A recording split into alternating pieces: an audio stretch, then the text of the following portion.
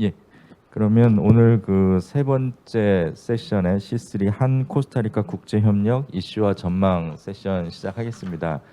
우리나라에서 이 중남미 그러면 관심들이 이렇게 많지 않은데 그 중에서도 또 중앙아메리카, 중미하면 더 줄어들고 또 코스타리카를 오늘 딱 이 주제로 하다 보니까 많은 분들이 오시지는 못한 것 같습니다. 그래도 얼마 전 코스타리카에서 국빈 방문도 하셨고 그 언론에서도 관심을 갖고 있고 특히 최근에 그 환경, 뭐 생태 이런 거에 대한 관심이 전 세계적으로 높아지고 있지 않겠습니까? 그래서 오늘 특별히 이 세션에서는 그런 주제들도 많이 논의가 될 것 같습니다.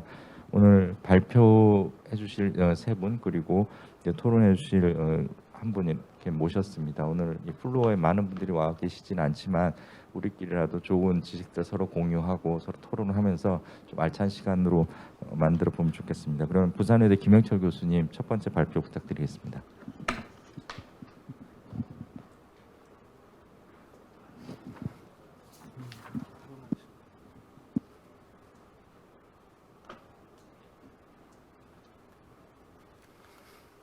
예, 안녕하세요. 부산의대 중남미 지역원 김영철입니다.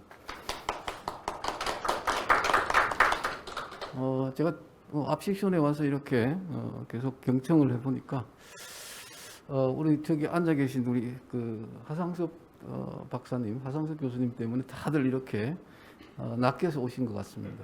그런데 이제 약간의 그런 낚여서 약간 불편한 마음도 있긴 한데 또 한편으로 생각하면은 우리가 그 라틴 아메리카 학회든 아니면은 그 정부 사이트든 간에 이렇게 중미만 초점을 맞춰서 이렇게 많은 학자들이나 혹은 전문가들이 모여서 내용 그 중미에 대해서 관심을 가지고 깊이 있는 발표나 토론을 해본 일이 그렇게 제 기억에 그렇게 많은 것 같지는 않습니다. 정부 사이트에서 한중미 비즈니스 포럼을 할 때도 가끔 가보면은 참석 인원들이 굉장히 제한적이고 그리고 또 발표 내용들이 비즈니스 쪽에 초점이 맞춰 있다 보니까 그 제한된 인원이나 혹은 내용들을 중심으로서 논의를 해왔던 것 같습니다. 그런데 오늘 우리 저기 앉아 계신 하상석 교수님 때문에 아마 우리가 많은 이야기를 할 수 있지 않을까라는 생각이 듭니다. 제가 오늘 말씀드리고 싶은 건 사실은 이 코스타리카 재생에너지하고 그린 수소는 역시 이전에 한번 발표를 했는데 그때 발표도 역시 제가 하상섭 박사님의 그 낚시에 낚여서 급하게 준비를 해서 발표를 해왔던 것들을 몇 가지 정리해서 말씀을 드릴까 합니다. 근데 이제 기본적으로 이렇게 발표가 준비되는 과정들은 앞 세션에서 한 시카 협력 방안에 대해서 우리 곽재성 교수님이 발표를 하셨는데 지난해에 또 제가 그 외교부의 프로젝트 중에 하나가 한 시카 협력 방안에 대한 이야기였습니다. 그래서 그 방안 내용들 중에 시카 사무소가 설치되면서 우리 정부에서 협력을 좀 더 확대했으면 하는 방향들이 크게 그린 뉴딜과 디지털 뉴딜과 그린 뉴딜 이 두 가지에 초점이 가 있는 것 같습니다. 실제 이 두 가지는 우리 나라가 기술적인 부분에 있어서 경쟁력을 가지고 있고 그리고 또 그 경쟁력을 바탕으로 해서 충분한 노하우를 가지고 있기 때문에 거기에 대한 우리 정부 측에서 혹은 우리 기업 사이트에서 요구하는 바도 있는 것 같고요. 또 한편으로는 현지에서도 요구하는 바가 한국에 요구하는 부분이 그런 디지털이나 이 그린 뉴딜 부분에 대한 지원을 확대해 달라는 것 같습니다. 또 하나는 이제 이 코로나 상황이 지속되고 있는데 이 코로나와 관련돼서 중남미 국가들이 대부분이 그 경제 회복을 위한 전략 중에 하나를 선택하는 게 디지털 전환인 것 같습니다. 근데 이제 이 디지털 전환이라고 이렇게 한꺼번에 이렇게 하나의 개념으로 혹은 하나의 범위로 접근하게 되면은 한국과 중남미의 기술적 차이가 굉장히 많이 있는 것 같습니다. 사실은. 그러니까 디지털 전환이라고 이야기하면 디지털 데이터화 그리고 디지털화 그리고 디지털 전환 이렇게 좀 구분할 수 있을 것 같은데 과연 중남미에서 디지털 데이터화가 얼마나 진행됐는지 그리고 또 디지털화의 과정들은 어떻게 진행되고 있는지에 대한 지역 간 혹은 국가 간 수준을 좀 구분해야 우리가 좀 더 그 효율적으로 우리나라의 기술력을 협력 파트너로 활용할 수 있지 않을까라는 생각이 들고요. 그런 관점에서 이제 뭐 그린 뉴딜이나 이런 우리나라의 디지털을 좀 접근할 필요가 있다라고 생각이 듭니다. 이제 이 그린 사실 이 재생에너지와 그린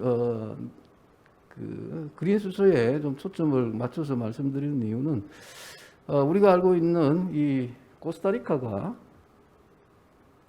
잘 알고 계시겠지만 이런 뭐 재생에너지와 관련해서 한 8가지 정도로 이야기가 되는 것 같습니다. 첫 번째가 제일 중요한 부분이라고 할 수 있는데 그 에너지의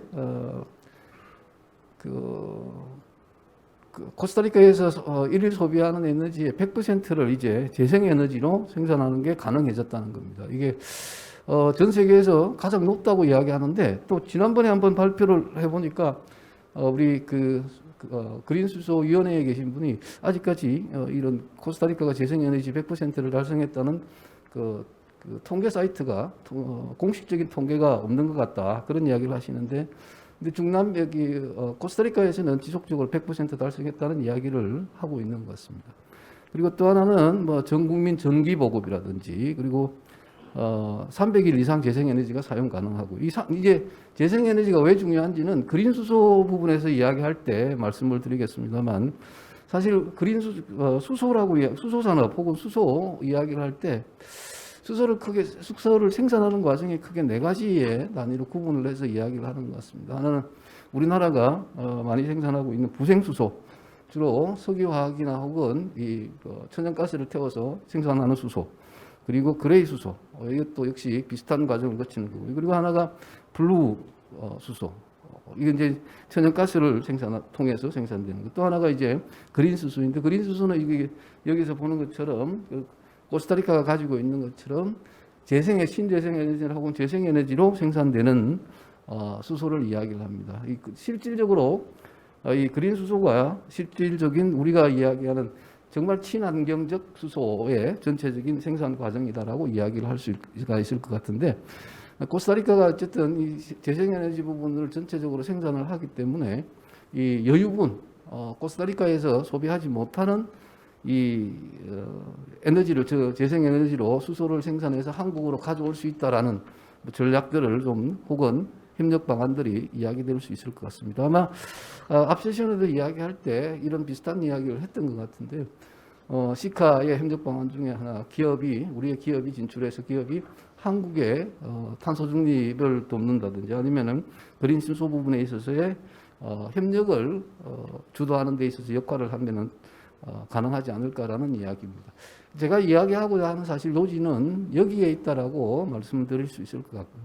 그 안에 이 내용들은 그동안 코스타리카가 이 재생에너지 산업을 어떻게 발전시켜 왔는가에 대한 이야기들로 사실은 초점이 가 있습니다.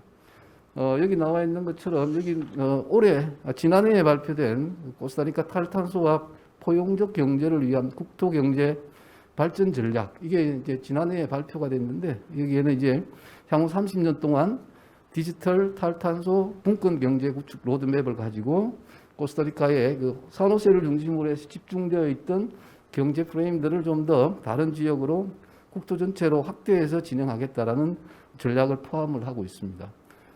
또 하나는 50개 핵심 조치를 통해서 경제 다양화와 고도화를 추진한다는 것 하나고, 그리고 또 방금 말씀드린 것처럼 경제적으로 분권 시스템을 구축하는 데 있어서 11개 정도의 축을 마련해서 운영하겠다라는 것. 근데 기본적으로 여기에 들어가는 것은 자본이 사실 굉장히 많은 부분을 차지하는 것들이죠. 협력에 있어서. 그래서 EU나 IDB 그리고 독일 그리고 UNDP에서 이런 포용적이고 탈탄소 경제 구축을 지원하는 프로그램을 통해서 진행하겠다는 이야기입니다. 이제 이런 것들이 코스타리카 내에서 그동안은 논의되고 있지 않았던 것들이었던 것 같습니다. 장기적인 발전 플랜을 2050년까지 30년 주기에 플랜을 발표했다는 데 대해서 굉장히 큰 의미를 가지고 있는 것 같고요. 그다음에 이제 재생에너지 정책으로 그동안 추진해왔던 게 국가 탈탄소 계획, 이게 기본적인 이 코스타리카의 이 재생에너지 산업의 출발이라고 이야기를 할 수가 있을 거고요. 그 중에 보면은 교통과 지속 가능한 모빌리티, 그리고 에너지, 그린 빌딩과 산업, 그리고 통합 폐기물 관리. 아마 한참 우리가 2015년 정도에 한 중미 협력에 대해서 이야기할 때 이 통합 폐기물 관리와 관련된 이야기들을 굉장히 많이 했던 것 같습니다. 그 다음에 이제 동반 정책으로 이야기되는 것들이 역시 뭐 금융 그린 세제 혜택을 준다든지 아마 그런 우리나라에도 아마 농업 직불제라는 게 존재하는 것처럼 이 코스타리카도 산림 보존 직불제가 존재를 합니다. 그래서 1970년대부터 유지되어 왔던 거고, 그래서 지금 코스타리카가 생물 다양성이 확보되어 있고 산림 부분에 있어서 경쟁력을 가진 이유가 거기에 있다라고 이야기를 할 수가 있겠죠. 그리고 포용, 뭐 인권과 성평등 원칙 이런 것들이 조화를 통해서 탈탄소 목표를 달성하는데 첫 번째가 대중교통이 가장 큰 문제로 지적이 되고 있는 것 같습니다. 그동안 코스타리카에 있어서 경제적 다들 알고 계시는 것처럼 이제 코스타리카가 OECD 국가가 됐잖아요. 그러니까 경제적인 부분을 일정 정도 성장하면서 국민들의 우리의 90년대처럼 마이카 소원들이 증가하면서 자동차 보유나 혹은 모터사이클의 소유 활용도가 높아지면서 도시에서 발생하는 오염이나 혹은 탄소 발생의 대부분이 이 교통에서 유발된다는 생각으로 기본적으로 전기차나 혹은 그린 수소차에 대한 관심이 굉장히 높다고 할 수가 있습니다. 폐기물도 여기에 나와 있는 것처럼 2022년까지 메탄 저감의 기술 전략으로 폐기물 관리를 효율성을 극대화시키는 것. 그리고 토지 이용에 있어서도 현재 52%인 산림 보호를 60%로 확대한다는 거. 오히려 더 그린존을 좀 더 넓혀가겠다는 의미를 포함하고 있습니다. 자, 이런 정책들이 그 다음에 넘어오면은 지속적으로 유지되고 있는 거죠. 국가 에너지 계획을 발표하고 그리고 또 대중교통 인센티브나 촉진법들 그리고 국가 전기 운송 계획이라든지 이런 것들이 지속적으로 발표됩니다. 이 중에 이제 앞 세션에 대해서 약간 비슷한 이야기를 하셨는데 스마트 시티나 혹은 한국의 진영형 교통 시스템, 사실 코스타리카는 우리나라가 진영형 교통 시스템을 수출한 대표적인 국가 중에 하나일 겁니다. 코스타리카에서 이 산호세에서 버스에 카드를 찍으면 한국까지 데이터가 전송돼서 다시 가는 그런 진영형 시스템을 갖추고 있는데, 코스타리카가 관심이 있는 부분들은 전기철도를 마련하는 부분이 굉장히 큰 관심을 가지고 있습니다. 산호세를 중심으로 한 이 광역철도망을 구축하는 데 있어서 굉장히 많은 관심을 가지고 있고, 실제 이 광역철도 사업은 지금 아마 원래는 올해에 공개 입찰이 예정되어 있었는데 내년으로 다시 연기가 된 것 같습니다. 근데 이제 아마 내년 되면 또 지금 한국과 코스타리카의 관계가 좀 변할 수 있겠죠. 올해까지는 알바라도 대통령과 우리 정부 간의 관계가 굉장히 긴밀하게 유지가 되고 있는데, 코스타리카도 내년에 대선이 예정되어 있기 때문에 좀 변화될 수 있다는 측면이 있습니다. 자, 그 결과를 어쨌든 이런 정책을 통해서 재생에너지 추진 현황을 살펴보면은 2019년에 보면 수력이 72.24%입니다. 그리고 풍력이 16.4%, 그리고 지열이 8.92%, 그리고 바이오매스나 태양광이 0.09%입니다. 기본적으로 수력에 의존하는 시스템인데, 그러니까 이 수력에 우리가 이야기하는 앞에서 이야기했던 그린 수소를 생산하는 데 있어서 가장 중요한 것들은 안정성을 확보하는 문제인데, 그러니까 수력도 안정성을 확보하는 데 좀 어려움이 있습니다. 다들 알고 계시겠지만 이 수량에 따라서 강우량에 따라서 수력 발전량이 결정되는 그런 한계가 있어서 대안적 방법들을 많이 찾고 있다고 할 수가 있겠죠. 그리고 나와 있는 것처럼 전력은 도시 거주율이 높은데 도시에 전체 다 전력이 다 보급되고 있는 상황이라고 말씀드릴 수 있을 것 같고요. 앞에서 말씀드렸던 탈탄소 계획과 관련해서 그린 수소를 생산하고자 하는 지역별 탈탄소 투자 계획을 보면은 여기 나와 있는 것처럼 브룬카 지역이라든지 그리고 까르타고라든지 초르테가라든지 이런 지역들에 굉장히 큰 규모의 투자를 예정하고 있다는 거죠. 특히 브룬카 지역에 있어서는 여기 나와 있는 것처럼 블루 이코노미 를 통해서 해양 연구나 어업 그리고 지속 가능한 어업 및 생명과학 부분에 대한 투자들도 확대해 나가고 있고요. 자, 이 탈탄소 계획하고 그린 수소와 관련돼 있어서 좀 더 구체적인 내용들을 이렇게 보면은 각 분야별로 뭐 추진 계획이나 혹은 구체적인 목표들을 이렇게 제시를 하고 있습니다. 그 첫 번째가 공공, 민간 및 화물 운송 부분, 그리고 전기 시스템, 그리고 빌딩이나 산업, 그리고 쓰레기 관리, 뭐 농업, 가축, 산림 이런 모든 부분에 있어서 구체적인 목표들을 가지고 있는 거죠. 근데 한번 살펴보면은 대부분 2030년을 기준으로 해서 100% 에너지 재생에너지 공급을 유지하고 그리고 또 메탄가스 감소를 비롯한 다양한 정책들을 2050년까지 구축하고 추진하는 걸로 설정을 하고 있습니다. 근데 이제 보면은 그린 수소를 뭐 2050년까지 예측하고 있는 내용인데요. 보면은 2050년까지 그린 수소 생산 잠정력이 연 520만 톤으로 예상을 하고 있는 것 같고요. 그리고 또 미국과의 뭐 지금 지난해에 미국이 1,140만 톤 소비를 하고 2050년까지 6억 톤 이상의 그 소비가 그 수요가 창출될 거라고 이야기를 하는 측면에 있어서 충분히 경제적인 부분에 있어서 경제성에 대한 부분들은 충분히 있는 것 같습니다. 그리고 그린 소스의 대부분이 태양광 그리고 생산 단가가 낮은 풍력도 코스타리카에서 활용도가 높다라고 이야기를 할 수가 있겠죠. 그리고 재생에너지 발전과 전기 분해 장비의 기술적인 개선으로 뭐 수소 생산 잠재력은 점진적으로 증가할 거라고 이야기를 하고 있습니다. 지난번에 그 전문가 포럼에서 한번 이야기를 했을 때 이 수소의 경쟁력이나 혹은 수소로의 그린 수소로의 에너지 전환과 관련된 부분에 있어서는 그 한국 아마 우리 그 김영주 국장님 계시지만 산자부 내에서도 굉장히 많은 그 논의가 있는 것 같습니다. 그러니까 이게 단순히 우리가 자동차라는 상용화되어 있는 시스템에서 사용하는 것 외에 생산 과정 전체과 관련된 부분에 있어서 한국의 산업 구조의 변화를 동반해야 된다는 문제가 있기 때문에 산업부 내에서도 굉장히 다양한 논의들이 진행되고 있다라는 이야기를 들은 바가 있는데 아마 그런 측면에서도 이 그린 수소의 확보는 한국에 있어서 중요한 요소가 될 수 있겠다는 생각이 듭니다.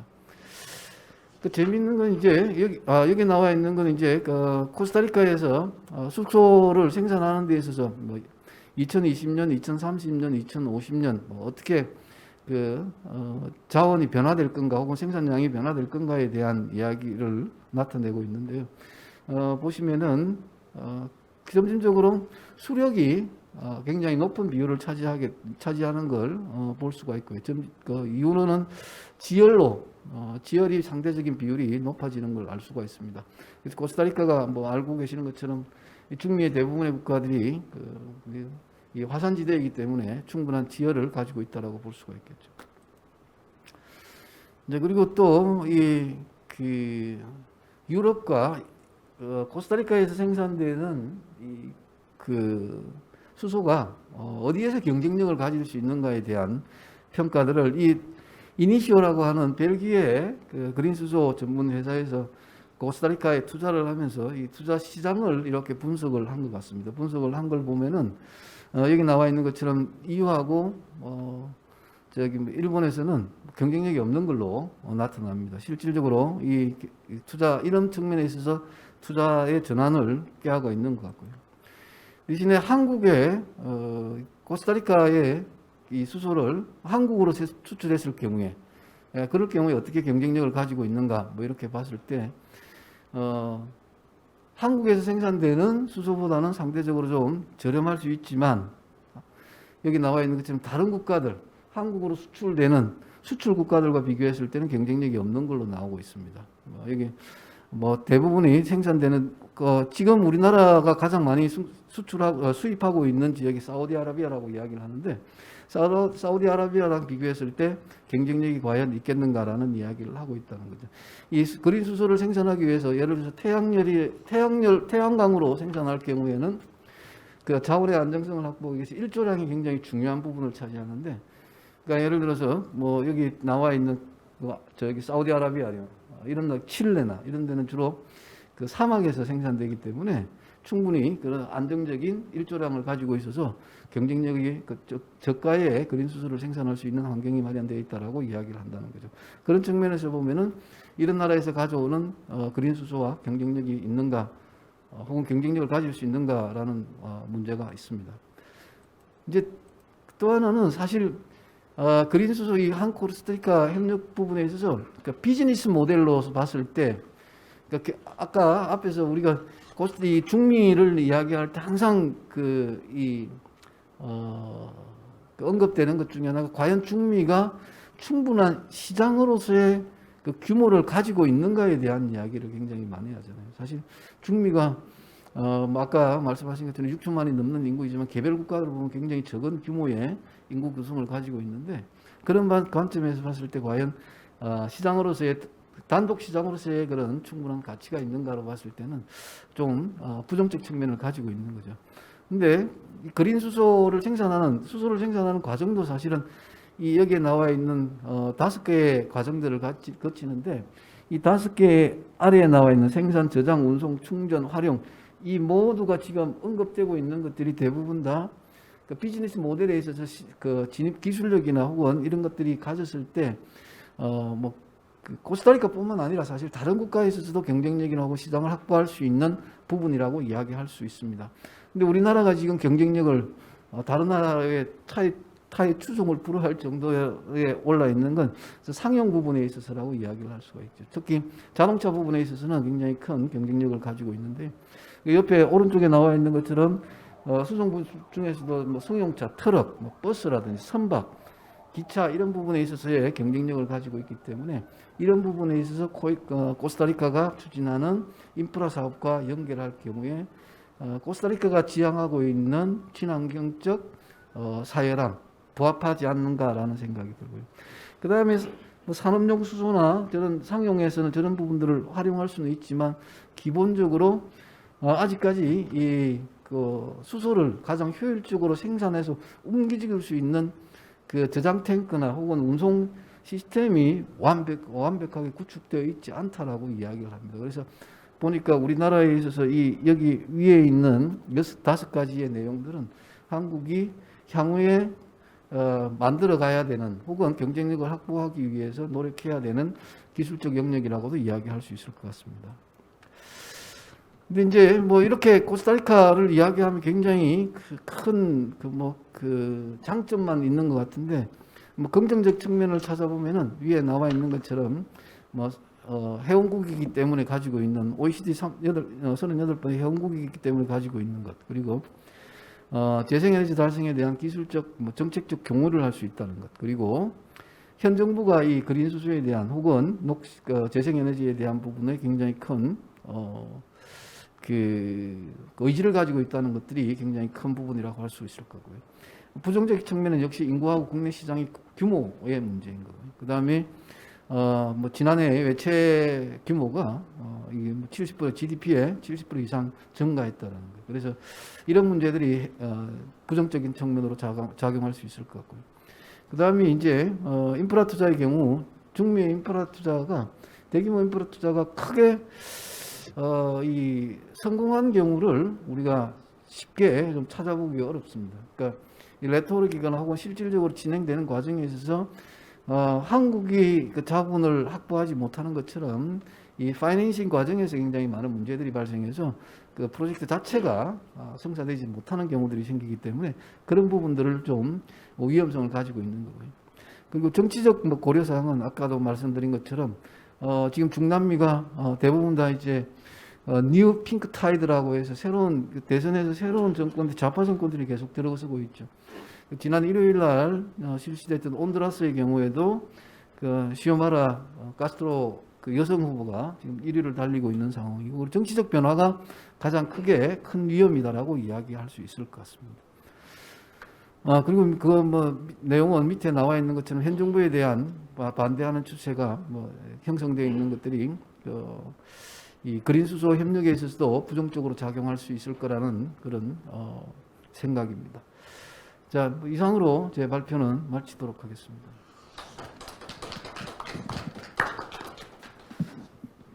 예, 감사합니다. 그 중남미 연구자들 사이에서 코스타리카 그러면 생태, 환경 이런 단어들을 많이 떠올리는데요. 방금 교수님께서 이 재생에너지 그 중에서 이제 그린 수소라고 한 발 이제 더 나아가는 그런 내용들을 설명해 주셨습니다. 뭐 자세한 얘기는 저 이따가 토론 시간에 좀 모아서 하기로 하고, 두 번째로 코스타리카 진출을 위한 산업통상 및 관련 정책 고찰에 대해서 단국대학교 유영식 교수님께서 발표해 주시겠습니다. 그 시간을 조금만 짧게 부탁드리겠습니다. 예.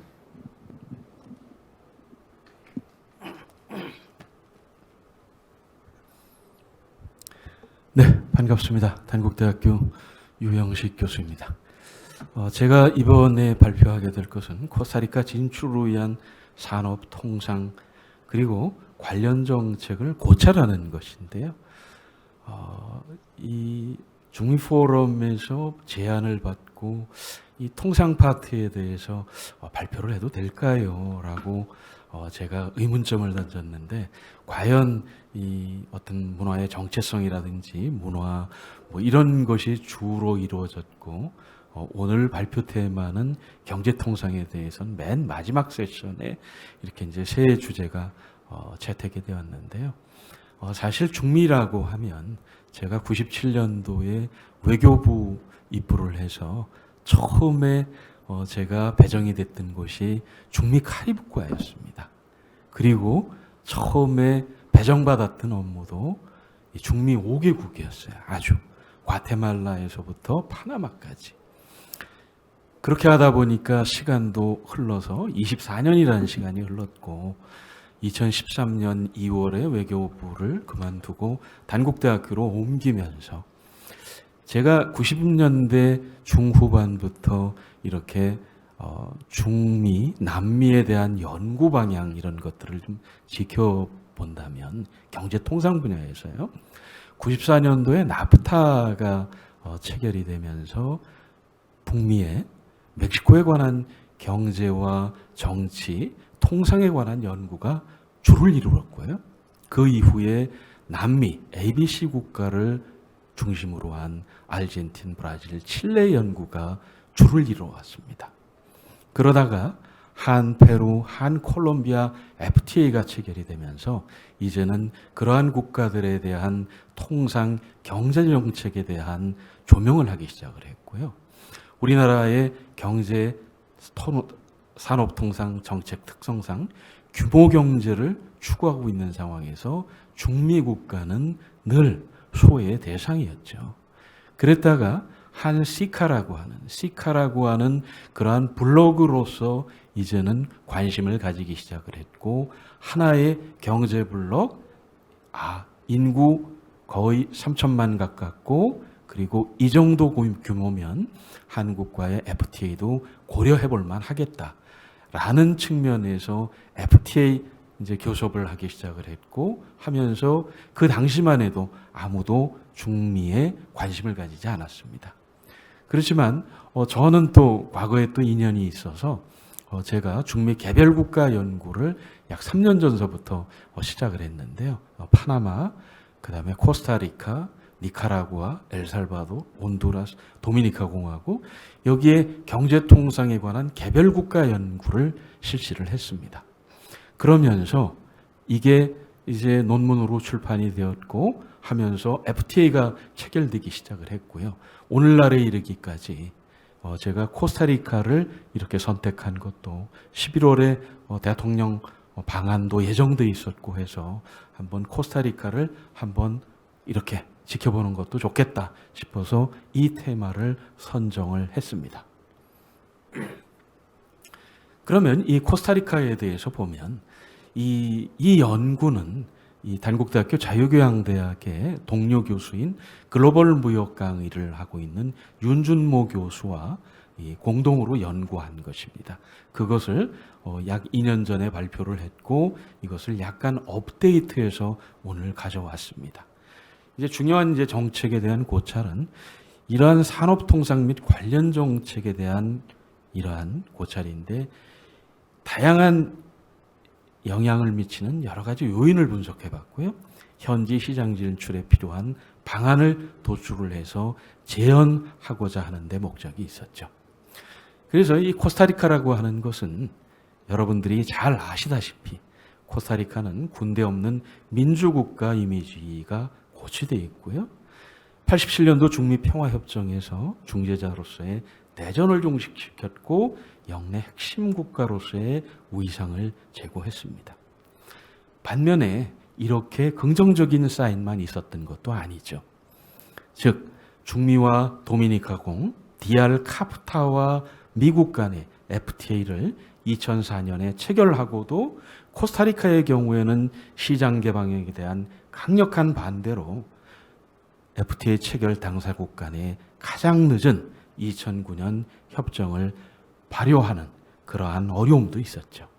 그리고 중미 국가에서 고수도 국가, 교육 수준이 높고 경제, 정치적으로 안정이 돼 있고 아시아 진출을 위한 초석으로서 중미 국가들 중에 최초로 중국과 수교하고 FTA를 체결을 했죠.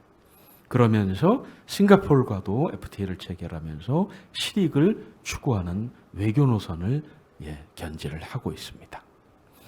그리고 중미 5개국과 5개국의 일원으로서 한국과의 FTA도 체결을 했고 태평양 동맹 가입 신청 등 환태평양 국가로서의 입지를 강화했죠. 이는 결국에 가서 코스타리카가 에이펙의 가입을 희망하는 것이고 OECD 가입으로 국격을 높이면서 차별화된 발전 추구를 위한 중미 국가들과의 그러한 차별된 미래 전략이라 할 수 있겠죠. 그리고 2018년도에 출범한 알바라도 정부가 2019년에서 22년까지 국가발전과 공동투자 계획을 발표를 하게 됐는데요. 이 중미의 고질적인 문제 중에 하나죠. 실업률과 빈곤율 축소, 경제성장, 탄소중립, 불평등 해소 이런 것들이 주요 목표로 삼고 있었죠. 중미인들의 자랑이자 코스타리카인의 자랑이었죠. 97년서부터 인텔사의 조립공장이 들어섰고 첨단기술 산업국가의 이미지가 부각되기 시작했습니다. 그러면서 관련 분야에 외국인 투자 성공적으로 유치하게 되죠. 인텔사는 코스타리카의 GDP의 6%를 점유하게 됐고요. 2014년에 인텔사가 4월 철수를 결정했죠. 이 글로벌 전략에 의해서 아시아로 옮긴다는 이러한 문제 때문에 코스타리카는 굉장히 어려운 상황에 접하게 됐습니다. 이로 인해서 코스타리카는 인텔사를 철수한 것을 만회할 수 있는 IT 기업이나 대안을 찾아야 하는 그런 상황이 됐고요. 한국 기업은 이러한 것을 적절히 활용해서 투자 진출의 좋은 기회로 활용이 가능하다 할 수 있겠습니다. 그러면 이 산업 통상 환경 정책 변화에 대해서 보겠는데요. 코스타리카는 중미의 여타 국가들처럼 전통적인 농업 국가죠. 80년대 레이건 정부가 추진했던 CPTPA 무역 특혜법을 활용을 해서 세계 경제 체제로의 통합과 수출 다양화를 위한 경제 구조 조정을 거치게 되죠. 그렇지만 여타 중미 국가들에 비해서 코스타리카는 섬유산업이나 마낄라도라, 임가공 산업의 발전에 굉장히 부진했습니다. 반면에 코스타리카는 정책적인 생태환경 보호국가이고 첨단 기술 산업을 육성 추진했고요. 외국인 투자를 적극 유치했습니다.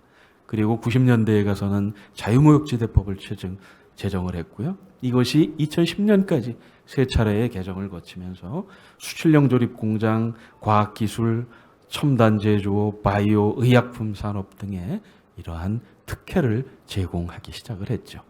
그러면 결과적으로 96년 10월에 인텔사로부터 약 5억 불 규모의 반도체, 마이크로프로세서 조립 공장과 제품 실험실을 투자 유치 성공하죠.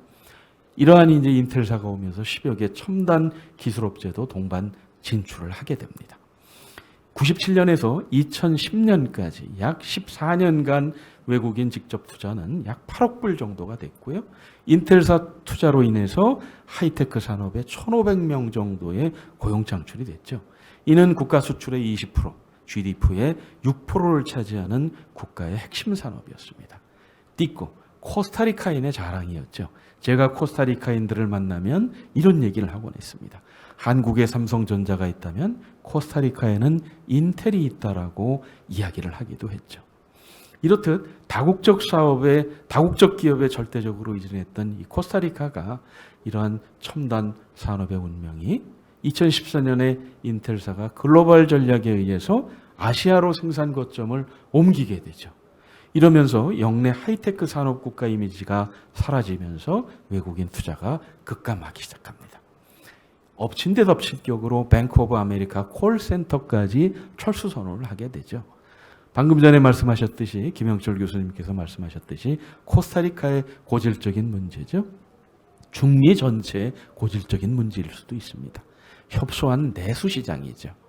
그리고 코스타리카는 중미 회원국들 간에 이미 OECD 회원국으로서 높은 임금과 이러한 것들의 제약 요인이 존재하고요. 매력적인 투자 요건을 제시해야 하는 상황에 처해 있는 거죠. 코스타리카는 중미 니알카프타와 미국 FTA 체결 이후에 개방 경제를 추구했고요. 양자 및 다자 FTA를 체결을 해서 현재 총 14개의 FTA와 무역 협정을 체결하고 있죠. 이 알바라도 정부는 2019년에서 22년 국가발전과 공공투자 계획을 발표를 하는데요.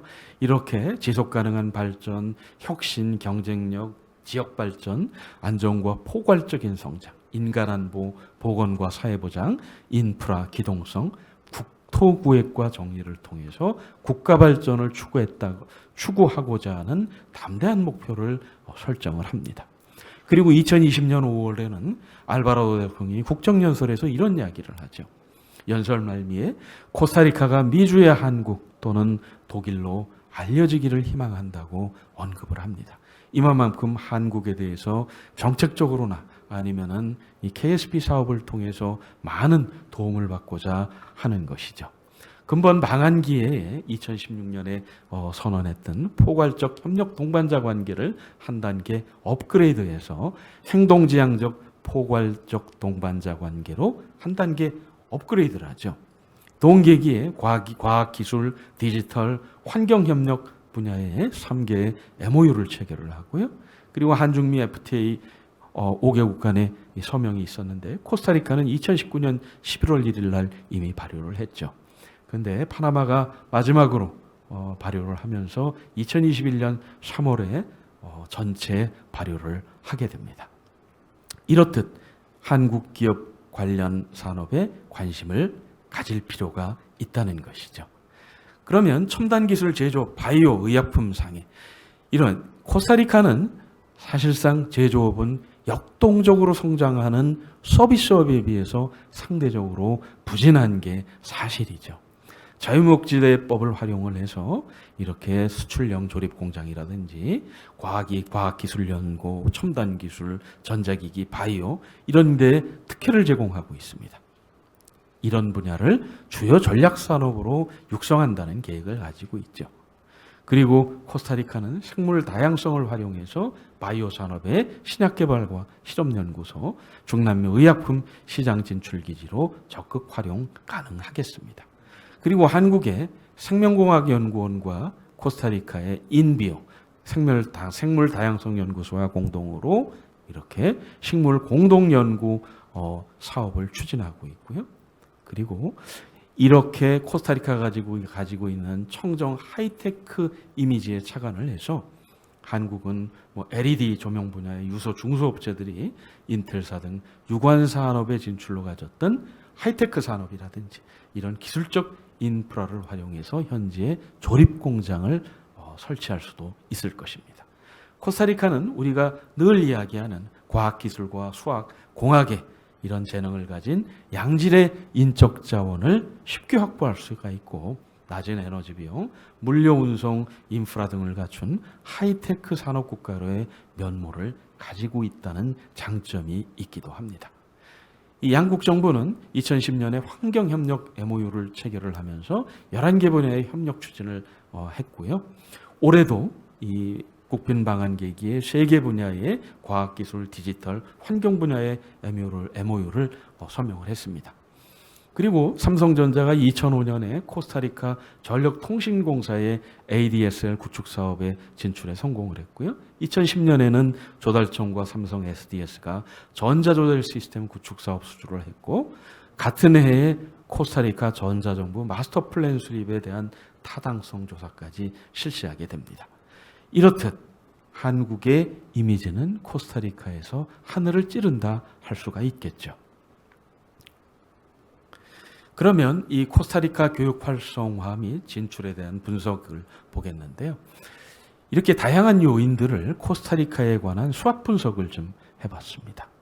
이 강점으로는 중미에서 가장 모범적인 민주주의 정치와 거시 경제의 안정성이 있겠고요. 양자와 다자 FTA를 통한 글로벌 경제의 통합이 되어 있습니다. 정부의 적극적인 투자 유치 노력이 있고요. 중남미의 허브이자 미국 시장에 근접한 전략 요충지이고요. 양질의 기초교육 시스템과 유수대학을 가지고 있어서 숙련된 고급 인력이 풍부하다는 거죠.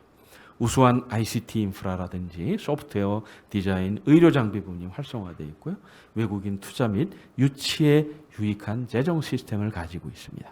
다양한 생물군과 청정국가 및 관광산업이 발달해 있고요. 약점이라고 한다면 소규모 경제에 따른 내수시장이 협소하다는 거죠. 그리고 국가혁신 시스템의 발전에 지연이 있고요.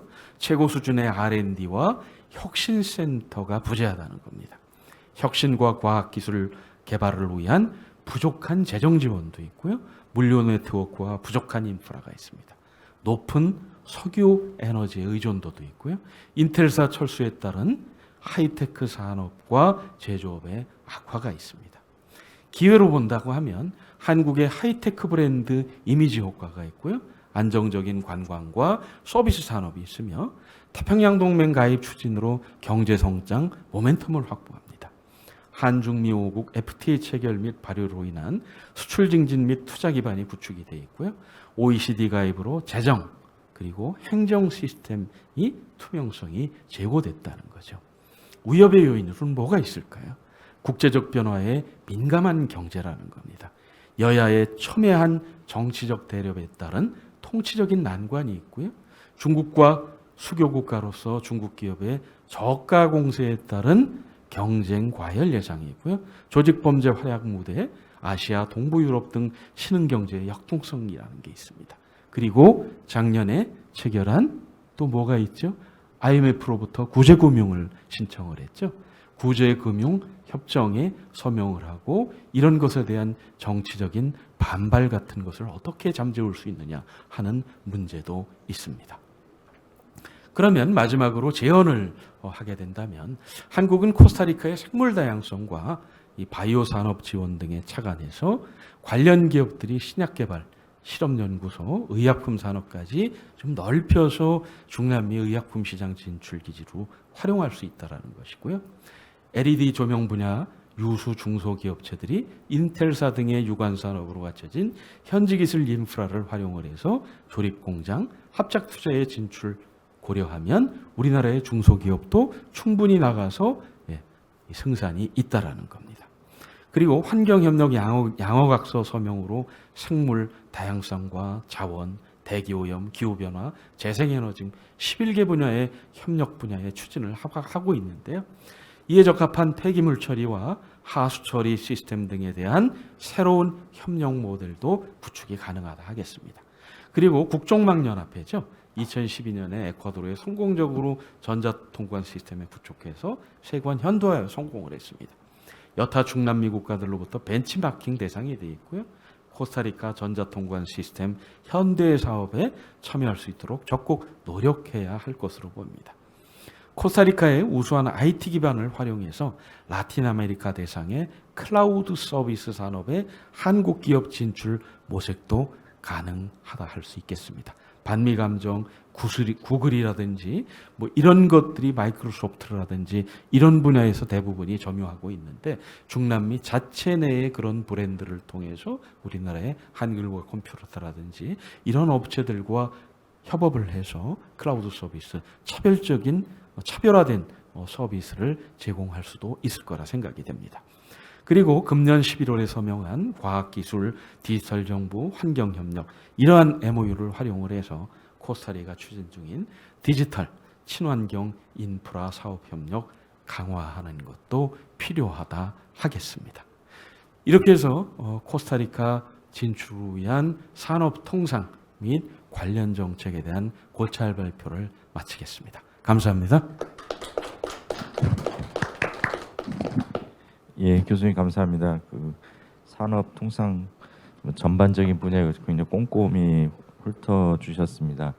그 다음으로는 그 전 코스타리카 대사셨던 전홍조 대사님께서 한국 코스타리카 환경 녹색 성장 협력 경험에 대해 발표해 주시겠습니다.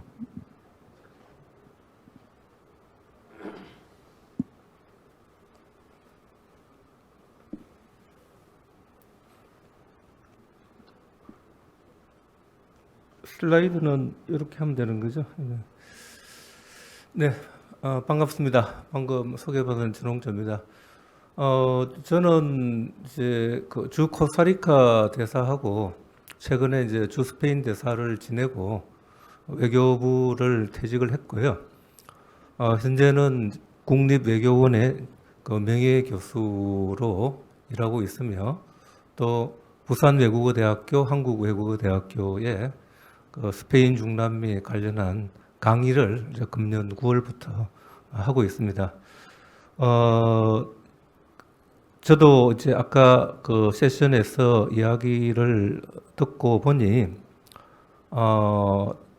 사실 그동안 중남미 전체뿐만 아니라 특히 또 중미가 나라가 작고 또 인구가 작기 때문에 그다지 큰 관심을 받지를 못했는데 이렇게 중미만을 위한 이런 포럼을 따로 이렇게 개최되는 그런 측면에서 상당히 의의가 있다고 생각을 하고, 특히 제가 근무했던 이 코스타리카에 대해서 따로 별도의 세션을 마련이 되어서 상당히 기쁘게 생각합니다. 저는 이제 2012년 2월부터 2015년 2월까지 3년간 코스타리카에서 근무를 했습니다. 앞서 두 교수님들께서 이미 제가 이야기할 부분에 많은 부분을 이야기를 했기 때문에 그런 부분을 생략을 하고, 제가 이 환경 녹색 성장 부분에서 코스타리카에서 이야기했던 그런 사항에 대해서 여러분들과 함께 경험을 나눠보도록 하겠습니다. 약간 시일이 지난 측면이 있기 때문에 지금의 상황에 딱 맞을지는 모르겠지만, 그렇지만 이제 어느 부분은 또 현재도 우리가 참고할 수 있지 않을까 이렇게 생각을 합니다. 이제 코스타리카 국가 이미지는 이제 크게 이제 두 가지인데요. 하나는 여기 있는 이제 민주주의 인권 평화 국가다는 것이고, 여기 슬라이드에서 놓은 바와 같이 이런 이제 사항입니다.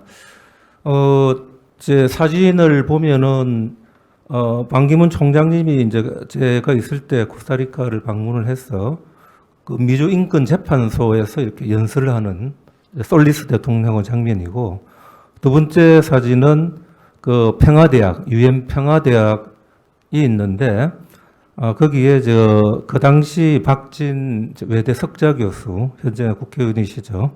제가 국회에 근무할 때 외통위원장으로 오셨던 분인데, 이분이 이제 그 UN 평화대학에 오셔서 이제 한국의 외교정책과 세계평화라는 이제 대해서 특강을 좀 하신 장면이고, 세 번째 사진은 이제 1949년 군대 폐지와 관련이 된 건데 12월 3일입니다. 이때가 되면 이제 그 당시 사령부, 지금은 이제 국립박물관인데 거기서 기념식을 하는데, 첫 번째 사진은 그 라우라 친치아 대통령이 49년 그때 내전 때 이 노병들하고 같이 이렇게 춤을 추는 이런 장면이고, 그 다음 사진은 이제 오브레곤 문화장관이 아코디언을 들고 노병들하고 같이 노래 부르는 이런 이제 장면으로 코스타리카가 이런 민주주의 인권 평화에서 어떤 나라인지를 여러분들이 알 수가 있을 것으로 생각합니다. 두 번째는 이제 뭐 당연히 조금 전에 또 여러 번 언급이 된 환경모범 국가이고, 뭐 그 특징에 대해서는 뭐 제가 다시 설명할 필요가 없을 것 같고요. 이제 또 사진을 보면은 첫 위에 이제 그 오른쪽 위 사진이 아까도 이야기했듯이 그 코스타리카가 한 12%가 지열 발전을 하고 있지 않습니까? 그 북부의 마라비아스 지방에 가서 제가 지열 발전소를 방문했던 장면인데, 이 마라비아스 산맥을 가면 또 그 옆에 풍력도 있고 태양광도 있고 세 개가 같이 있어요. 그래서 코스타리카가 굉장히 외국인한테 보여주고 싶어하는 뭐 그런 지역입니다. 전시성 효과가 강하죠. 그리고 그 이제 왼쪽 아래에 보면은 그 저희 대사관인데요. 대사관 앞에서 저희가 그 나무를 심고 직원들하고 기념 촬영을 했습니다. 코스타리카는 그 환경 깃발 제도라는 게 있어서 하나의 기관에서 환경을 전략하고 나무를 심고 이러면은 그 기관에 깃발을 줘요. 그러니까 처음 깃발 하나부터 1부터 해서 5단계까지 하는 그걸 하는데, 그 우리 대사관도 한번 해보자 그래서 그 제가 했었고, 제 떠난 이후에 꼭 깃발을 받은 적이 있습니다. 그 옆에 사진은 이제 반기문 총장님이 코스타리카 방문했을 때 그 자전거를 타고 이렇게 이동하는 뭐 그런 이제 장면이죠. 그리고 그 아까도 이제 말씀이 있었는데 2021년까지 그 독립 200주년까지 탄소 중립 목표를 선언을 했죠. 근데 뭐 사실 제가 뭐 일할 때도 과연 그 목표가 달성될지 조금 그 의문이 들었는데, 역시 제가 확인을 해보니까 이 목표는 달성하지 못하고 아마 2050년까지 연기가 된 거 아닌가, 아까 이제 앞에 교수님 발표를 보면 그런 생각이 들고요. 그렇지만 이제 그 관광 홍보에 보면 뭐 no artificial ingredient라는 이제 인공적인 것은 하나도 없다. 또 잘 아시는 뭐 뿌라비다, 인사할 때 뿌라비다. 그리고 제가 있을 때 최초로 뭐 그 탄소 중립 커피를 인정을 받았다. 도따 커피. 뭐 그리고 이제 그 옆에 사진은 그 도따 커피 조합에 가서 제가 그 프르니에르 국회의원하고 그다음에 개발화 환경차관하고 같이 이제 찍었던 뭐 그런 이제 사진입니다. 그래서 뭐 이래 보면은 뭐 굉장히 이미지가 좋죠. 코스타리카 아주 좋습니다. 그런데 불편한 진실이 있죠. 제가 이제 2012년에 가보니까 뭐 다 아시겠지만 쓰레기 수거 처리가 미흡하고 하수 처리율이 20%밖에 안 되고 차량 대기 오염 뭐 이런 게 심각합니다. 코스타리카가 잘 말을 하지 않죠. 불편한 진실이니까 앞에 것만 이야기하고. 근데 이제 RPO 삐바 그 당시 이제 부통령은 이제 임비오 원장도 하시고 한 환경 전문가인데, 그때 우리 이제 국회 환경위원회에서 출장을 와서 이제 면담을 할 때 그 이야기를 합니다. 코스타리카 하천의 이 쓰레기 때문에 상당히 환경모범국이라고 말하기가 좀 부끄럽다. 이런 이야기를 그때 삐바 부통령이 하셨죠. 근데 이제 그 현실을 보면은 제가 이제 코스타리카의 온실가스 배출 현황 그 표를 자료를 하나 받았는데, 역시 산림과 생물 다양성은 모범국입니다. 맨 밑에 이래 보면은 녹색으로 된 게 산림으로 인해서 온실가스를 흡수하는 게 무려 1,000만 톤이 되는 거죠. 이만큼을 이제 흡수를 하는 거죠. 그러나 이제 그 위쪽으로 보면 교통, 농업, 그 다음에 쓰레기에서 배출되는 온실가스는 이제 상당량 거죠. 예, 그래서 뭐 그런 측면에서 저희가 그 코스타리카의 불편한 진실을 알 수 있다고 생각을 합니다. 그래서 저는 이제 그 당시 이제 코스타리카에 부임을 했을 때 사실 그렇게 양국 관계에 할 일이 별로 없었어요.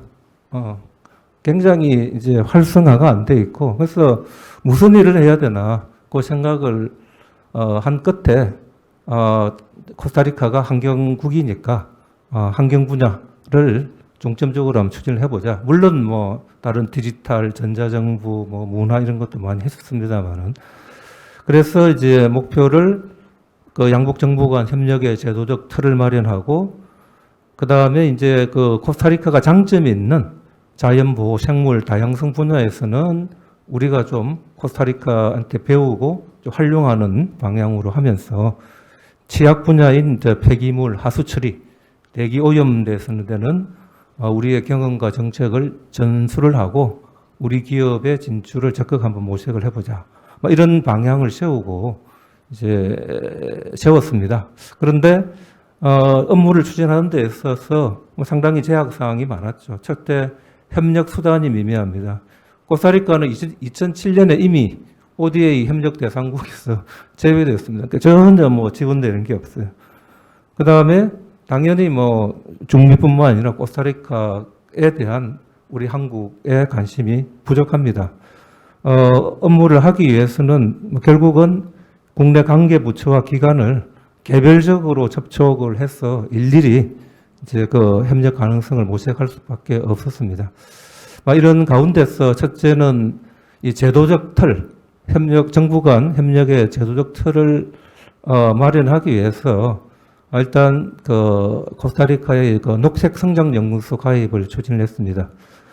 부임 전에 GGI 척가 이제 협력 방안을 이야기를 했었고 어떻게 하든 좀 이 코스타리카가 GGI와 연관이 될 수 있도록 좀 해달라고 부탁을 했는데 그해 5월에 본부로부터 코스타리카가 환경모범국이니까 GGI 창립회원국으로 참여할 수 있도록 협상을 하라라는 이제 지시를 받았고 곧바로 카스트로 환경부 장관 삐바 부통령과 협의를 한 후에 뭐 한 달간의 짧은 기간에 코스타리카 정부에서 결정을 해서 6월 20일에 리오에서 개최된 서명식에 이제 코스타리카도 그 카스트로 장관이 참가를 해서 서명을 했죠.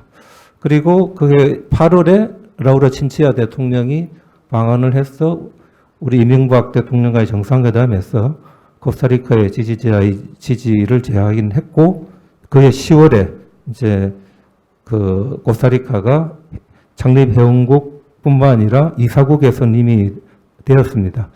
그래서 코스타리카로서는 자기의 어떤 그 살림에 대한 경험을 개도국에 제공함으로써 기여하는 거 하고 또 자기들도 그 GGI의 혜택을 받는 그런 동시에 두 가지 사항을 하게 되는 거죠. 여기 사진은 그 위는 이제 GGI 설립 협력 서명식이었고요. 리오에서 된 카스트로 장관이 이제 그 왼쪽 뒤편에 보입니다. 밑에는 이제 친치아 대통령이 그해 8월에 들어와서 정상회담을 하는 사진이고요. 근데 그 이제 GGI 이제 설립 협정에 서명을 했는데 비준을 해야 되잖아요. 근데 코스타리카는 국회가 다 이게 비준 동의가 필요해요.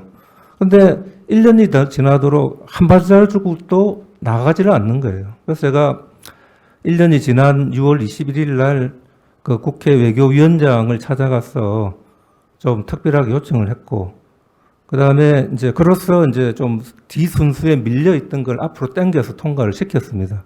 그리고 이제 본회의는 더 어려워요. 왜냐하면 더 앞에 많이 밀려가 있더라고요. 그래서 이거를 당기기 위해서 이제 그 멘도사 국회의장, 뭐 정당 원내대표들까지 접촉을 해가지고 겨우 12월에 통과를 시켰습니다. 그래서 그 다음 해에 이제 5월이 되었는데 친치아 대통령이 이제 서명을 해야 되는데 비준 동의 법안에 이제 연락이 왔어요. 이렇게 5월 5일 날 대통령궁에서 그 서명식을 개최하니까 참석해 달라고. 그래서 그때가 이제 퇴임 이제 3일 전이었는데 굳이 뭐 사무실에서 서명하면 되는데 이 서명식을 언론 초청해서 개최를 하시더라고요. 그래서 그 GGI와 한국에 대한 각별한 관심도 표명을 했고 특히 뭐 저에게도 수고했다는 또 격려의 말씀도 하셨습니다.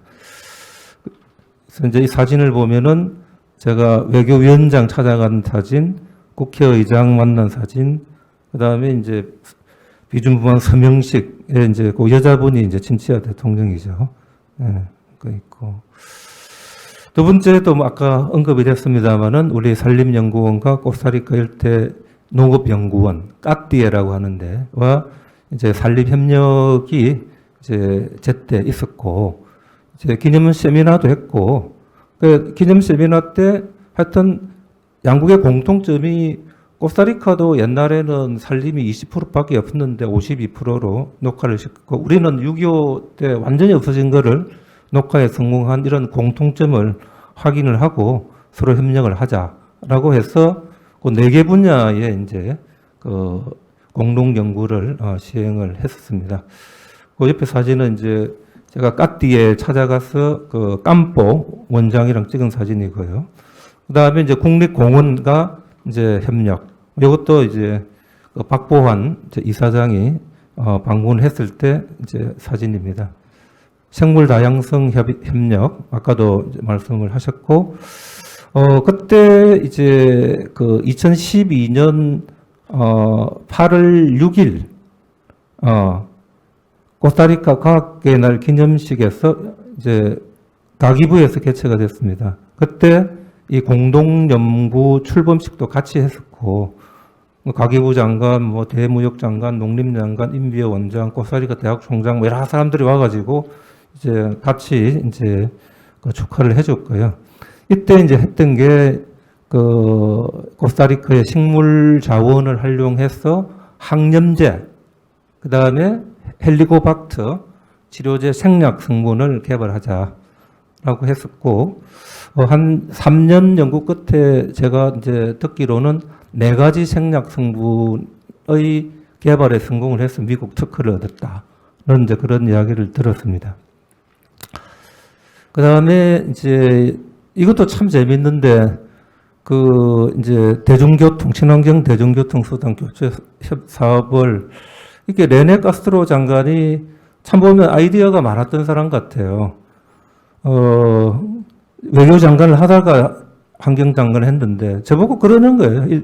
2013년, 12년에 자기가 그 이제 코스타리카 대중교통 수단을 친환경으로 다 교체를 하려고 하는데 그거를 이제 여러 국가에서부터 그 당시는 이제 뭐 하이브리드 차량이 제일 기술이 좋았던 거고, 그 다음에 이제 버스 같은 경우는 이제 우리 뭐 천연가스 뭐 이런 버스였잖아요. 그런 걸 하려고 하는데 일단 한국에서 조금 참여를 해주면 어떻겠냐, 뭐 그렇게 해서 첫째는 이제 그 현대자동차하고 대우버스로 하여금 조금 이제 코스타리카 측에 좋은 가격으로 차량을 수출을 해달라라는 게 이제 한 측면이었고, 또 다른 측면은 이제 수출이 되기 위해서는 수출입은행에 이제 수출 금융 지원이 필요할 것 같다고 해서 이 2가지 측면이 한 1년간 협상이 되어서 이제 2013년 6월 26일에 이제 이 사업 설명회를 개최를 했습니다. 그래서 그 밑에 사진이 이제 그 사진이고요. 오른쪽 사진은 그 이제 그 바깥에 이제 참여 그 하는 이제 차량 중에서 이제 그 당시 이제 소나타 하이브리드 차량이 이제 그 전시가 됐던 그런 사진입니다.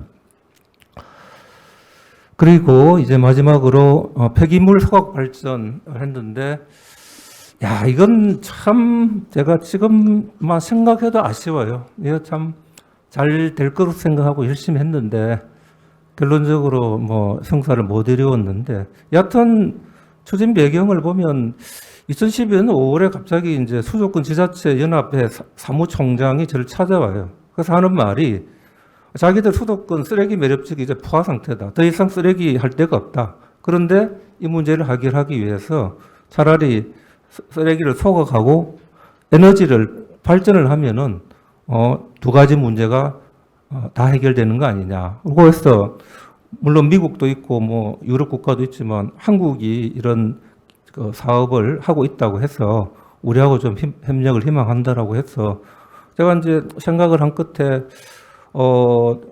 이제 제 폐기물 처리 문제가 이제 최대 이제 코스타리카의 불편한 진실 환경 문제고, 그 다음에 제가 가서 뭐 수력 발전, 풍력 발전 뭐 다 이렇게 우리 기업 참여를 한번 해봤지만 그 택도 없어요. 이미 뭐 미국, 유럽 기업들 다 와가지고 다 차지하고 있고, 그 다음에 이제 풍력 같은 경우는 그 당시만 해도 우리 기업의 그 경쟁력이 없었어요. 없었고, 태양광은 좀 되는데, 태양광은 코스타리카가 안 해요. 지금도 오면 몇 프로 안 돼요. 그러니까 전혀 그 재생에너지에 참가할 그 여건이 이제 안 되는 거더라고요. 그래서 그냥, 이 쓰레기 소각해서 발전하면은 오히려 이게 첫 번째 그 사라이가 될 거고 차별성이 될 것 같으니까 한번 해보자 라고 생각해서 거의 8월에 일식이 개국할 때 이제 박승환 환경공단 이사장을 찾아가서 부탁을 했고, 그 이후에 이제 실무 대표단이 와가지고 이제 검토를 한 이후에 이제 2013년 1월 달에 박승환 이사장께서 이제 코스타리카를 방문해가지고 추진한 양해각서를 체결합니다. 그리고 이제 1년간 이제 타당성도 조사를 시행을 하고, 그 다음에 이제 코스타리카 전문가 방한 연수도 해서 마포에 자원해수 시설 이런 것도 방문을 한 후에, 그 다음에 2014년 3월 14일에 타당성 조사 발표 행사를 이제 환경공단 이사장 바뀌어서 이제 다른 분이 오셔서 이제 하게 되죠. 예. 그런 와중에 이제 2013년 9월에는 그 정년만 환경부 차관이 이제 환경 카라반을 이제 이끌고 와서 이제 폐기물 처리 협력 MOU를 체결해주고 마스터 플랜 수립 사업 추진을 해줍니다. 그래서 이제 힘을 이제 실어줬죠. 정년만 차관님이. 잘 됐어요. 잘 됐는데 이제 솔리스 정부 출범하고 났는데 느닷없이 막 환경단체들이 이제 그 폐기물 소각할 때 뭐 유해물질 나오는데 안 된다 이거죠. 막 이제 뭐 언론이 뭐 그것도 없이 받아 쓰는 거예요. 당연히 그 기술로 보면 이제 그 소각이 될 때 그 유해물질을 그 제거하고 처리하는 기술이 다 포함이 되어 있는데 이제 뭐 한 번 이제 뭐 이래 되니까 걷잡을 수가 없어요. 근데 또 담당 부처인 보건부도 자기도 이렇게 잘 모르니까, 그리고 페메트롬도 별로 대응 능력이 미흡하고, 그러니까 이런 일이 있고 나서 사업 추진의 동력이 급격하게 이제 약화가 되었습니다. 그래서 할 수 없이 그 마스터 플랜 수립을 이제 통해서 조금 더 이제 그 기술에 대한 이해를 좀 제고를 하면서 계속 그 요거를 갖다가 추진해 나가는 그런 방식으로 좀 이제 그런 전략을 변경을 했습니다. 뭐 관련한 이제 사진들은 이렇게 보시고, 그때 이게 굉장히 홍보가 많이 돼가지고 또 국회 환경연맹 뭐 이주영 의원 이런 분도 와서 이제 뭐 그 향후 부지에도 방문을 하고 뭐 하여튼 뭐 이런 일이 이제 많이 있었고, 요 마지막 부분은 이제 2014년 3월 14일 이제 타당성 조사 발표회를 하는 장면, 뭐 이런 적이 있습니다.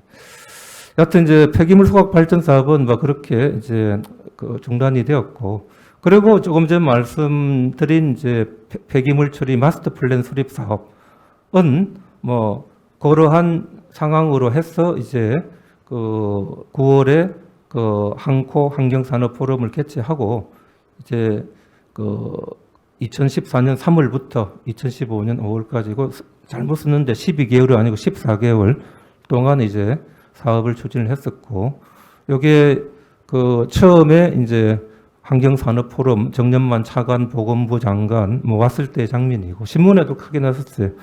그 다음에 이제 6월 13일 착수식 뭐 하는 이제 장면입니다. 근데 뭐 그리고 저는 2015년 2월에 이임을 했는데 이건 이제 한 5월 6월까지 한 것 같아요. 그러다가 뭐 어떻게 됐는지 잘 몰랐는데 지난번에 우리 외대 중남미 연구소에서 한중남미 그린 포럼을 했더라고요. 그때 발표자를 우연히 보니까 그때 이 사업에 참여한 GS 건설에서 이렇게 만든 발표한 자료가 있어서 제가 여기에 이제 몇 장을 담았습니다. 담았고 상당히 기쁘더라고요. 이런 게 보니까. 근데 여기도 보면 이제 그 폐기물 발전에 대해서 이제 두 가지 개선 방안을 만들었죠. 하나는 SRF 이제 고형 솔리드죠. 고형 리퓨스 퓨얼, 고형 연료를 만들어서 발전하는 거고, 두 번째는 이제 그 매립장에서 나오는 가스, 그 랜드필 가스를 뽑아서 발전하는 이 두 가지를 이렇게 마련을 해놨습니다. 근데 하여튼 뭐 지금 이제 그 제가 느낀 점은 뭐 아까도 말씀드렸듯이 이제 사업 추진을 할 때 이 환경단체의 영향력, 여론 이런 거에 대한 대책이 조금 생각을 못했다라는 뭐 그런 이제 생각이 들고, 두 번째는 이 주재국 정부와 추진기관의 치밀한 추진 능력이 부족했다. 그러니까 너무 한국에 의존하는 뭐 그런 측면을 제가 봤어요. 문제가 생기니까 전혀 도와주지를 않아요. 그런 이제 일 때문에 폐기물 소각 발전 사업은 이제 되지는 않았는데, 여하튼 앞으로 이제 우리가 그 마스터 플랜도 수립을 했으니까 한번 좀 재추진을 해보는 방안을 검토해보는 건 어떨지라는 생각이 들고, 그 다음에 이제 제가 근무하면서 느낀 거는 이건 이제 그 환경은 아니지만은 기존 세력의 이 기득권 유지가 굉장히 심해요. 그러니까 제가 디지털 병원 사업을 해보려고 막 우리 이제 첨단 기술을 막 보여줬어요. 다 좋다고 그래, 사회보장청에서. 그 다음에 이제 아까도 뭐 우리 관세청에 뭐 운입했어. 전자통관 시스템. 그것도 뭐 좋대요.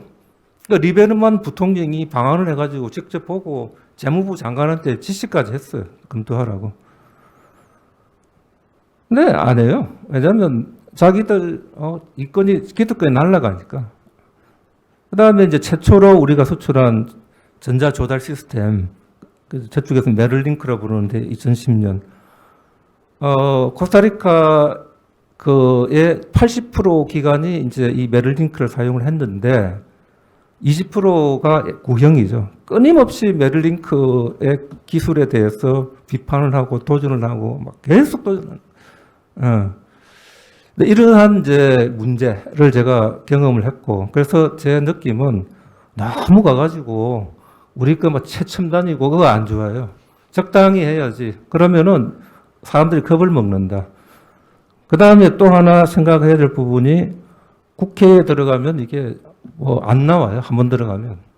그러면 그 사업 재원 조달을 위해서 뭐 차관 협정이니 이런 게 돼야 되는데 안 되니까 거기서 어떨 때는 뭐 사업이 안 되고 개후되어도 이미 그 비용이 엄청 높아지는 거예요. 증가돼가지고. 그래서 제가 있을 때 그 산호세 리몬항 도로 확장 사업이 그때 시진핑이 와서 이제 도와준다고 해서 갔는데 국회 통과하는데 3년이 걸렸더라고요. 그러니까 이미 뭐 공사비가 엄청 늘은 거죠. 하여튼 이러한 측면을 앞으로 그 우리가 이 코스타리카뿐만 아니라 그 중미와 사업 추진을 할 때 잘 이렇게 그 고려를 하고 추진을 했으면 좋겠다. 그런 점을 여러분들과 공유를 하고자 합니다. 자, 감사합니다. 예, 감사합니다. 또 전 대사님께서 그 코스타리카 계시면서 느끼셨던 점, 경험하셨던 점들 아주 상세히 잘 설명을 해주셨습니다. 그 다음으로는 이제 에너지 전문가이신 그 장유은 교수님께서 좀 종합 토론 해주시겠습니다. 네, 세 분 교수님 발표 잘 들었습니다. 지금 차장님께서 에너지 전문가인데 제가 에너지 전문가는 아니고 이제 환경 분야에 대해서 좀 전공을 해서 코멘트를 하게 됐는데요.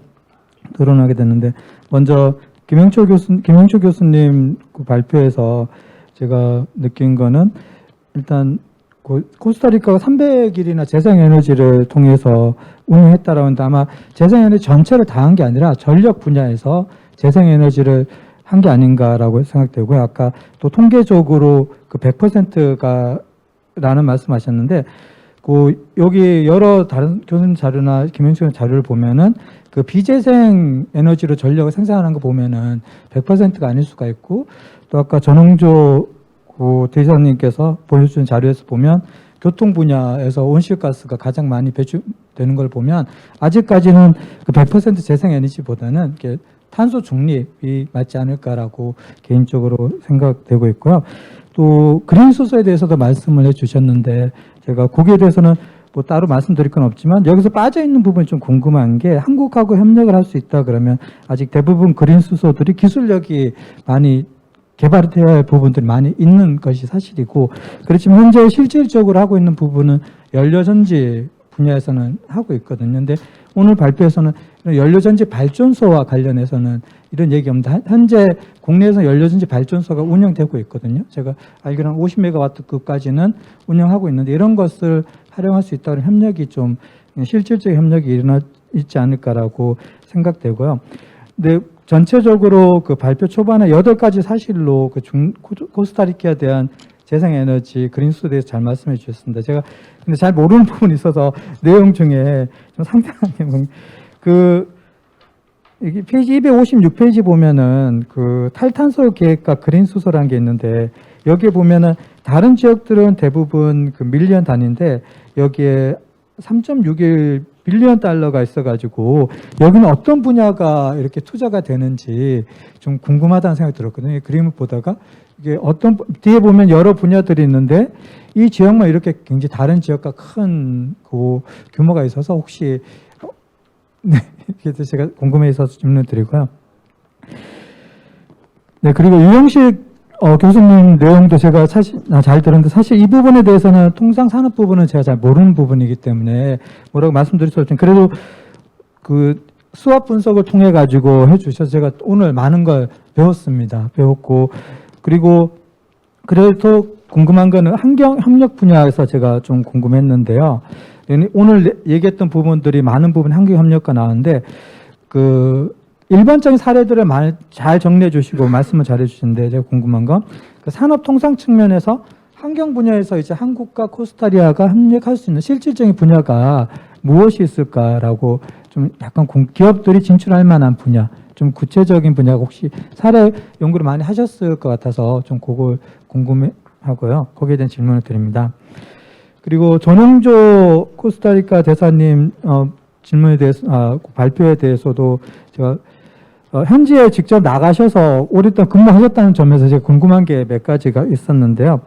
그 중에서 일단은 아까 아쉬워하셨던 분야 폐기물 에너지 발전소 그 처리 분야에 대해서 제가 좀 생각을 해보자면 사실 그 SRF 발전소 같은 경우에는 국내에서도 문제가 그 주민들하고 문제가 있어서 아직 가동이 안 되는 분야도 있거든요. 그 다음에 설치까지 하려고 했다가 취소되는 분야도 있고 그래서 이런 그 분야는 아까 유해물질은 다 처리할 수 있다지만 사실 유해물질 처리 다이옥신 같은 경우에는 처리가 어려울 수 있는 분야고 그 다음에 그런 것들 다 처리한다 그러더라도 그러니까 정보 공개 측면에 투명하게 정보를 공개하지 못할 경우 그러니까 공장이 사고가 나서 처리 장치에 고장 났을 때 일시적으로 오염물이 배출됐을 때 이걸 투명하게 공개할 수 있는가 그런 것 때문에 아마 국내에서도 이런 게 그 주민들 간에 많이 그 주민과 정부 사이에 반발이 있었던 걸 알고요.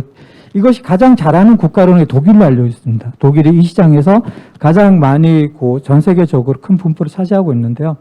그 이유는 바로 독일이 기술 개발을 꾸준히 하고 있고 또 정보 공개도 굉장히 투명하게 했기 때문에 주민들이 받아들이고 있거든요. 그래서 이런 측면에서는 지금 코스타리카 같은 국가, 즉 2만 불이 넘었으니까 환경에 대해서 굉장히 건강에 민감한 국가에서는 이런 문제 때문에 받아들이기 어렵지 않을까 생각되고요.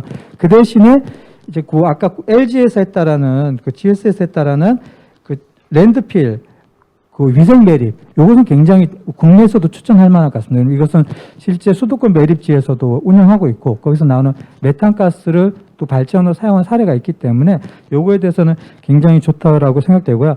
그래서 발표 중에서 여기 제가 코멘트 드릴 수 있고 제가 궁금했던 것은 제가 코스타리카 가보고 싶은데 못 가본 나라였습니다. 몇 나라에 다녀봤는데 그래서 근무를 하셨으니까 아까 자연에너지가 많은 부분이 자연에너지로 전력을 대체한다고 했는데 그러면 많은 나라에서 궁금해하는 게 자연에너지 한다 그러면 안정성 문제가 대두되고 있거든요. 그래서 코스타리카가 이렇게 자연적 전력 생산하는 그 안정성이 계셔보셨으니까 정말 안정적으로 전력 공급이 잘 되고 있는가 그게 궁금하고 또 발표 중에 교통에 의한 대기오염이 심각하다고 말씀하셨는데 제가 코스타리카 그 자료를 미리 보고 대기오염이 얼마나 심각한가라고 좀 찾아봤는데 아주 나쁘다라는 그런 그건 못 봤거든요. 그래서 혹시 현지에서 느꼈을 때 도시 지역이면 밀집해서 나쁠 수도 있는데 정말 이게 수치적으로 나쁜 것인지 그거 좀 질문을 드립니다. 네, 이상입니다. 예, 아주 상세한 토론 감사합니다. 이제 제가 사회자로서 역할이 시간을 잘 관리하는 건데 어느새 저희가 닫아야 할 시간이 가까워지고 있습니다. 그래서 답변을 듣고 플로어로 가면 너무 시간이 많이 걸릴 것 같아서요. 그래서 지금 여기 몇 분 와 계시니까 혹시 질문하실 사항 있으면 같이 모아서 질문 드리고 답변 듣도록 하겠습니다. 질문 있으실까요?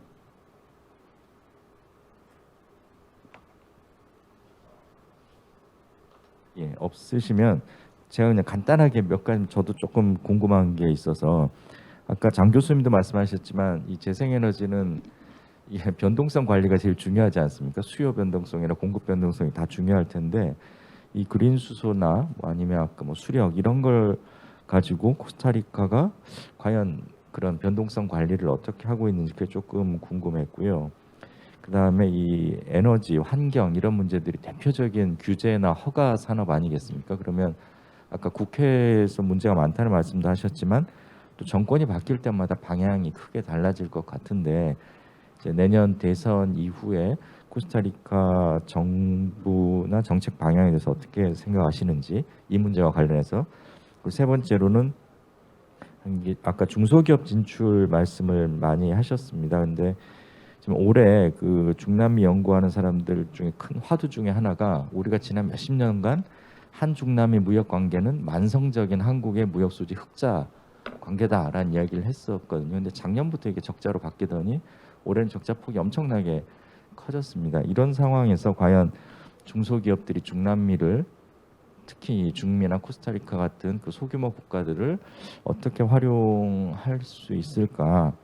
코스타리카는 좀 예외적으로 뭐 기술이나 환경 관련된 부분으로 좀 특화할 수 있겠지만 이제 그런 것들에 대해서도 혹시 아이디어나 이런 것을 좀 부탁드리겠습니다. 그럼 발표하신 순서대로 김영철 교수님께 먼저 부탁드리겠습니다. 예, 질문 감사합니다. 뭐 아마 뭐 시간이 없으니까 짧게 말씀을 드릴게요. 아까 말씀하신 것처럼 우리 장 교수님 말씀하신 것처럼 이 전력에너지 부분은 아마 그 재생에너지 사용하는 부분은 전력에너지로 국한되는 것 같고요. 그게 좀 더 정확한 표현인 것 같습니다. 그리고 또 하나는 이제 아까 연료전지 발전소 말씀을 하셨는데 사실 이 부분도 독일하고 일본이 지금 기술력을 가지고 협력을 하고 있고요. 그리고 또 실제 그 베타 모델을 돌리고 있는 것 같습니다. 그리고 최근에는 일본이 일본에도 이 전지차 중에 아마 토요타에서 밀고 있는 모델이 미라이인가 그런 것 같은데 그 미라이 모델을 전력적으로 접근을 하고 있는 것 같고요. 근데 아까 말씀하셨던 브론카 지역에 많은 이 투자 규모가 확대되는 건 기본적으로 인프라 내용들을 인프라 구축이 포함돼서 이런 그 투자 규모가 좀 증가됐다고 말씀드릴 수 있을 것 같습니다. 그리고 아까 우리 김영주 국장님 말씀하셨던 그 중에 하나 재생에너지 그린 수소 변동성에 대한 부분은 그러니까 이게 변동성 외에 또 하나는 수력 그 자체가 가지고 있는 그 환경 파괴적 요소 때문에 그러니까 실제 재생에너지라고도 이야기하지만 재생에너지 중에 가장 그 환경 피해가 큰 부분이라고 판단하고 있는 것 같습니다. 그래서 이 변동성 유지를 위해서 뭐 지열이나 아니면 풍력 부분에 대한 보안 시스템들을 마련하고 있는 것 같은데 콜롬비아가 코스타리카가 가지고 있는 그 규모 때문에 어떤 측면에서 보면은 시장 규모가 워낙 적기 때문에 또 변동성을 일정 정도 자국 내에서 유지하는 데는 큰 어려움이 없지 않을까라는 생각이 들고요. 코스타리카가 지금 강력하게 추진하고 있는 것 중에 하나는 이 재생에너지 생산 전력 에너지의 여유분을 수출하는데 좀 초점을 가지고 있는 걸로 봐서는 그런 쪽에 그 여유분을 가지고 이 변동성을 확보해 나가려고 하는 것 같습니다. 예. 네, 저도 뭐 가급적 간단하게 답변을 드리도록 하겠습니다. 코스타리카의 그 환경 분야의 협력 이외에 산업통상 분야에 있어서의 우리의 그 기업 진출 분야에 대해서 질문을 하셨는데요. 사실상 이 코스타리카의 어떤 내수 시장의 규모라든지 이러한 것들을 고려하면 우리의 그 대기업의 관심도는 상대적으로 떨어지기 때문에 강소기업 또는 중소기업 위주로 관심을 가져야 되는데 그러한 자금의 여력이나 인적 자원에 대한 여력이 많지 않은 그런 상황에서 이렇게 특정 분야를 찾기는 사실상 굉장히 어렵습니다. 그래서 조금 이렇게 분석을 좀 해보니까 중남미 사람들 특히 중미 같은 경우에는 자동차 구입을 하게 되면 굉장히 오래 타거든요. 그리고 중고 자동차도 많고 그래서 우리나라 같은 경우에 자동차 부품 리퍼비시 이러한 것들 사업을 좀 생각할 수가 있겠고 IT 소프트웨어 분야 또는 아까 코스타리카의 인적 자원 이제 하이 퀄리파이가 된 그런 인적 자원을 좀 활용을 해서 LED 전구라든지 그런 조명에 대한 이 조립 공장 같은 경우는 큰 돈이 들지 않고 기술도 그렇게 특별한 것도 아니고 그래서 우리 것들을 갖다가 조립을 해서 중미에 이렇게 서플라이하는 그런 체인을 좀 할 수 있을 것 같고요. 그리고 이제 우리가 가지고 있는 전기 버스 조립 아까 뭐 대우버스 뭐 이렇게 이야기가 나왔듯이 그리고 이 IT 분야에 또 강점을 가지고 있고 중남미의 하이테크의 이미지를 가지고 있는 상황에서 한국의 한글과 컴퓨터나 또는 이러한 그 클라우드 서비스를 제공할 수 있는 이런 것들을 한번 생각해 볼 수가 있겠고요. 의약품 개발 제조 등 이 코로나 진단 키트 같은 경우에는 아주 간단하게 만들 수 있는 소프트웨어나 이런 걸 가지고 할 수 있기 때문에 그러한 것들을 통해서 중미 5개국, 6개국에 이렇게 서플라이 할 수 있는 것을 할 수가 있을 것 같습니다. 그리고 이게 중남미 특히 이 우리의 수출 효자 시장이었는데 작년, 재작년에 거의 뭐 이게 역전되다시피 해서 엄청나게 큰 무역 적자를 기록하고 있는데 대기업뿐만 아니고 중소기업 같은 경우에는 이 수출에 대해서 엄두도 못 내고 투자 같은 경우도 그렇거든요.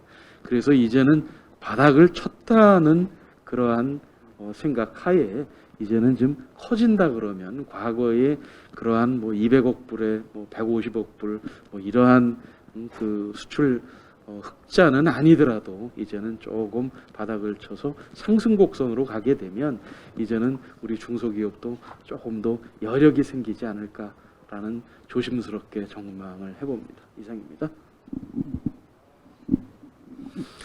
네, 그 소각 유해물질 뭐 관련한 부분은 뭐 저도 전문가가 아니라서 잘 몰랐는데 그 이제 뭐 그러한 우리 한국도 그러한 문제가 있었다라는 걸 듣고 이해가 잘 되었고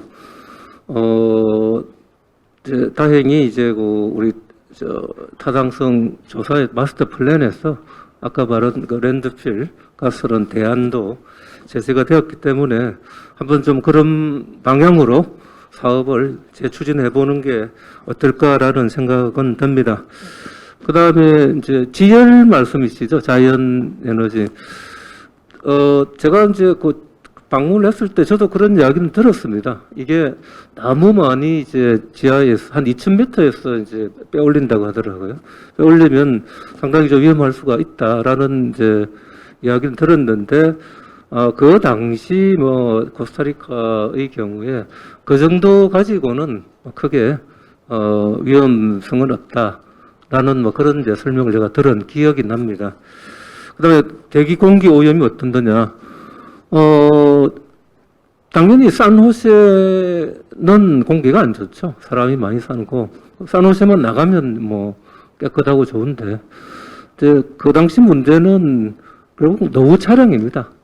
차량이 뭐 굉장히 오래되고 했기 때문에 그래서 그 가스트로 장관이 그걸 이제 다 친환경 차량으로 교체를 하려고 이제 뭐 그렇게 했던 거고 하니까 어떤 차량만 좀 새 차량, 내지는 친환경 차량으로 바꾸면은 뭐 그 문제는 해결되지 않을까라고 생각이 듭니다. 이상입니다.